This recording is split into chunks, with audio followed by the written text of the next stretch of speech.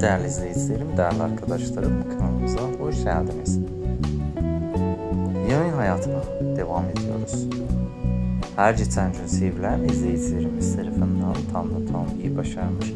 Sevilen dizimizin başarılı sevilen oyuncularından çok güzel yepyeni romantik kareleri siz değerli izleyicilerim için topladım. Yeniden sunmaktayım. Beğenirseniz daha çok paylaşımlar ederim sizler için. Umarım beğendiniz arkadaşlarım. İyi ki varsınız değerli izleyicilerim. Hiç her zaman bizimlesiniz. Sizleri çok ama çok seviyoruz değerli arkadaşlar. Güle güle değerli izleyicilerimiz. Hoşça kalın. Bir sonraki videolarımızda yeniden görüşmek dileğiyle. Sizleri çok ama çok seviyoruz değerli izleyicilerimiz.